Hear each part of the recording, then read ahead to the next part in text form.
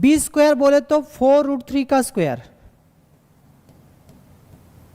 Equal to 4 into ए मतलब क्या हो गया 4 हो गया, सी मतलब क्या हो गया k, और k का वैल्यू आपको निकालना है।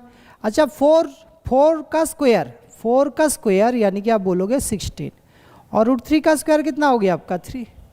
तो सर 16 तो कैंसिल, तो k का वैल्यू कितना फाइनल हो गया 3। तो ये आपका ऑप्शन बी। बोलो समझ में आए कि नहीं बच्चों।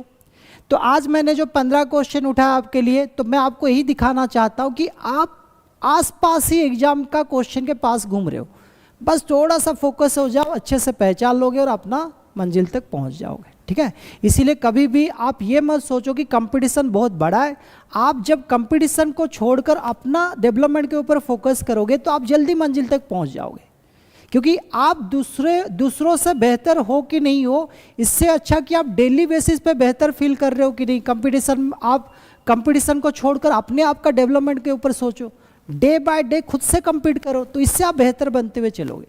और ये होता है तरीका सही से पढ़ने के लिए, क्योंकि आप कंपटीटर को कितना तक जानते हो, नहीं जानते हो किसको। इतने सारे बच्चे हैं जिनको आप जानते भी नहीं होगे कैसे प्रिपेयर कर रहे हैं, लेकिन आप अब खुद को सोचो कि मैं छोटे छोटे कैलकुलेशन को कर पा रहा हूँ कि नहीं, कुछ डिसिप्लिन में याद रख पा रहा हूँ कि नहीं, है ना, क्वेश्चन समझ पा रहा हूँ कि नहीं, अगर जो समझ गया उसको मैं ज़्यादा समय तक उसको माइंड पे रख पा रहा हूँ कि नहीं, कम से कम एग्जाम तक, सिलेक्शन तक, पहला सैलरी तक तो याद रख लो, उसके बाद भूल जाना, कोई दिक्कत नहीं, ठीक है। लेकिन इसी तरह एक बार रिवीजन भी कर लेना, तो आपको बहुत ही अच्छे से काम आने वाला है, ठीक है बच्चों।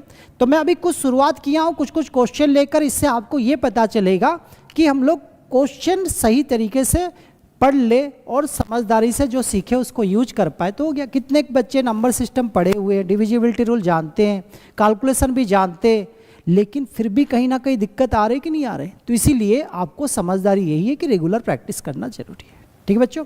फिर नेक्स्ट क्लास और भी कुछ बेहतरीन क्वेश्चन के साथ, बेहतरीन सवाल के साथ हम लोग करेंगे। तब तक आप खुश रहिए, स्वस्थ रहिए, मस्त रहिए, लेकिन पढ़ाई में ही व्यस्त रहिए, पढ़ते रहिए और आगे बढ़ते रहिए। Thank you.